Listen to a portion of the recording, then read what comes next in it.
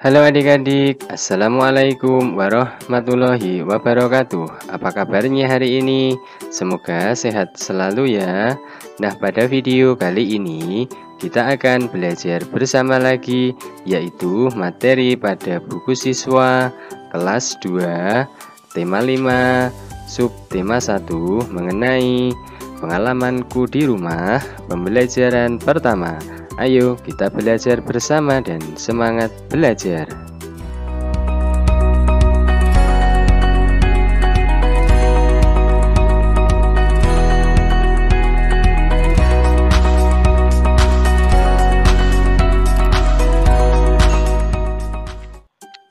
Nah, sekarang kita mulai belajar bersama pembelajaran pertama.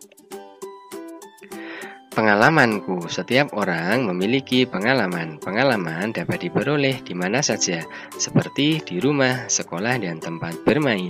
Pengalaman juga dapat diperoleh di tempat wisata. Pengalaman Beni di rumah bekerja bersama keluarga. Beni dan keluarga bekerja membersihkan kebun bunga. Lihat gambar 1. Beni di sekolah pernah menang lomba. Beni menang lomba baca puisi. Lihat gambar 2. Beni juga berpengalaman di tempat bermain. Pengalaman bermain galah asin. Galah asin dilakukan di lapangan. Lihat gambar 3. Beni berpengalaman juga di tempat wisata. Beni pernah pergi ke Raja Ampat. Lihat gambar 4. Liburan semester 1 telah usai. Saat liburan, Beni asik membantu di rumah. Beni membantu ibu, ayah, dan kakak. Beni membantu ibu memajang jam dinding. Beni membantu ayah memperbaiki motor. Beni membantu kakak membersihkan kamar. Jam dinding di rumah Beni mati. Ibu minta tolong Beni mengganti baterainya. Jam dinding terjatuh saat dijangkau. Beni minta maaf kepada ibunya. Dengarkan teks percakapan yang dibacakan gurumu. Dengarkan dengan seksama. Nah, adik-adik, sekarang mari kita bersama-sama mendengarkan teks percakapan tersebut. Beni, coba lihat jam dinding di rumah, nak. Iya, Bu. Wah, jarumnya berhenti bergerak, Bu. Kalau begitu, apa yang harus dilakukan? Beni harus mengganti baterai dengan yang baru, Bu. Maukah Beni mengganti baterainya? Mau, Bu. Hati-hati ya, nak. Iya, Bu. Wah, jamnya retak. Maafkan Beni, Bu. Beni kurang hati-hati dalam mengambil jam dinding sehingga jam dinding terjatuh. Iya, nak, kedepannya Beni harus lebih hati-hati dan tidak perlu tergesa-gesa. Sudahkah kamu mendengarkan teks percakapan? Buatlah pertanyaannya. Mintalah temanmu menjawabnya. Nah, pertanyaannya misalnya, apa yang harus dilakukan Beni ketika mengetahui jarum jam di rumah Beni tidak bergerak? Nah, jawabnya yaitu Beni harus mengganti baterai dengan yang baru. Nah, ini hanya contoh ya adik-adik. Adik-adik bisa membuat pertanyaan sendiri kemudian meminta teman adik-adik untuk menjawabnya. Nah, untuk selanjutnya jawablah pertanyaan berikut. Nah, kita mulai dari yang nomor 1. Apa yang terjadi dengan jam dinding? Ya, jam dinding di rumah Beni mati. Kemudian yang kedua, siapa yang mengambil jam dinding? Yang mengambil jam dinding adalah Beni. Kemudian yang nomor 3, mengapa jam dinding jatuh? Ya, Beni kurang hati-hati saat menjangkau jam dinding. Kemudian yang keempat, bagaimana cara mengambil jam dinding? Ya, dengan memanjat tangga dan menjangkau jam dinding tersebut. Kemudian yang kelima, Beni telah menjatuhkan jam dinding. Apa yang dilakukan Beni kepada ibunya? Ya, yang dilakukan Beni kepada ibunya yaitu minta maaf.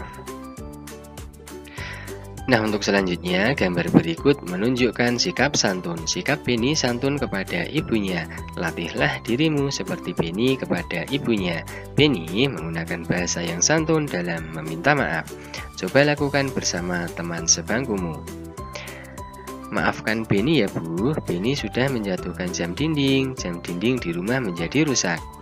Iya, nak, tidak apa-apa. Ibu sangat berterima kasih karena kamu sudah menolong ibu. Lain kali hati-hati, kamu tidak perlu tergesa-gesa. Nah, untuk selanjutnya amatilah gambar berikut.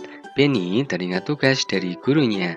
Tugasnya mengukur panjang benda yang ada di rumah. Beni ingin mengukur panjang jam dinding. Berapakah panjang jam dinding ini? Sebutkan alat yang digunakan untuk mengukurnya. Nah, alat yang digunakan adalah penggaris. Penggaris disebut juga mistar. Pernahkah kamu menggunakan penggaris? Sebutkan benda yang pernah diukur dengan penggaris. Sebutkan satuan ukuran yang ada di penggaris. Nah, adik-adik, satuan ukuran yang ada di penggaris adalah cm dan disingkat cm. Nah, sekarang mari kita bersama-sama mengukur jam dinding tersebut. Nah, caranya yaitu luruskan salah satu ujung jam dinding dengan angka 0 pada penggaris. Nah, seperti ini adik-adik. Nah, di sini urut dengan angka 0. Kemudian ya, lihat ujung yang lain pada jam dinding, lurus dengan angka 18. Nah, ini adik-adik urut dengan angka 18 pada penggaris. Maka panjang jam dinding adalah 18 cm. Nah, untuk selanjutnya, perhatikan percakapan berikut. Nah, adik-adik, sekarang mari kita bersama-sama menyimak percakapan tersebut. Bu, apakah nama satuan pada penggaris? Beni lupa nama satuannya. Satuan ukuran pada penggaris adalah cm. Cm disingkat cm. Bagaimana cara menggunakannya, Bu? Cara menggunakannya adalah sebagai berikut. Ukur benda dimulai dari angka 0.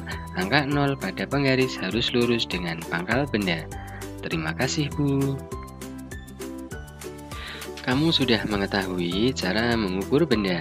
Ukurlah benda-benda yang ada di sekitarmu. Gunakan penggaris untuk mengukurnya. Nah, ini contohnya ya adik-adik. Yang nomor 1, buku panjangnya 30 cm. Kemudian yang kedua, pensil panjangnya 15 cm. Kemudian yang ketiga, kotak pensil panjangnya 18 cm. Yang keempat, penghapus panjangnya 7 cm. Kemudian yang kelima, jam dinding panjangnya 18 cm. Nah, ini hanya contoh ya adik-adik. Adik-adik bisa mengukur benda-benda yang ada di sekitar adik-adik masing-masing menggunakan penggaris adik-adik masing-masing. Kamu sudah dapat mengukur panjang benda di sekitarmu. Perhatikan gambar berikut.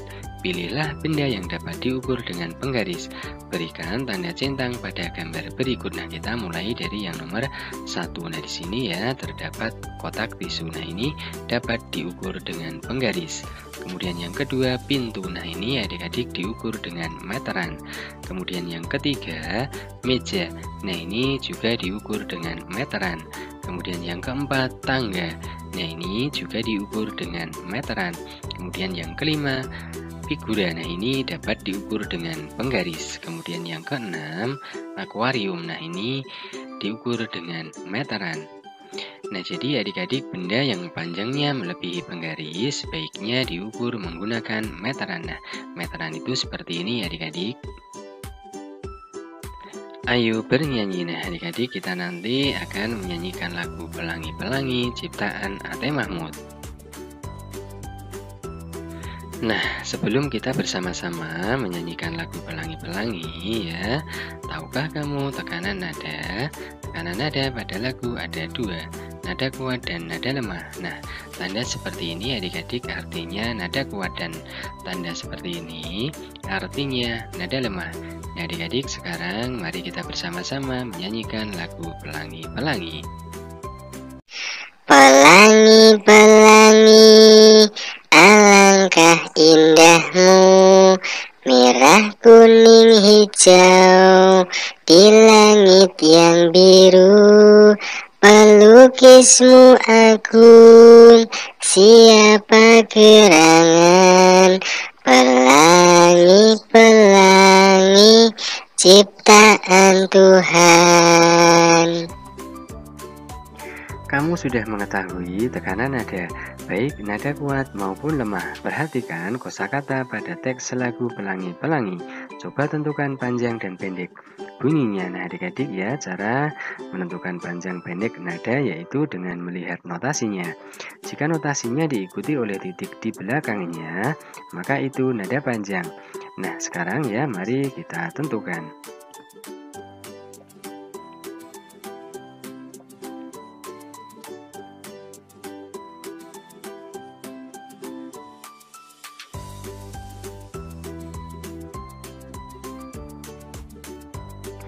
Nah, untuk selanjutnya, garis bawahi teks lagu tersebut.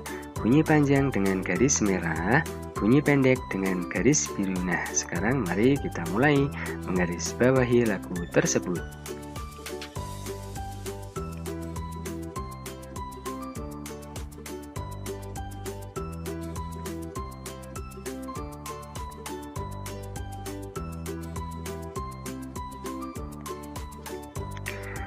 Nah, sampai di sini dulu ya adik-adik belajar bersama kali ini.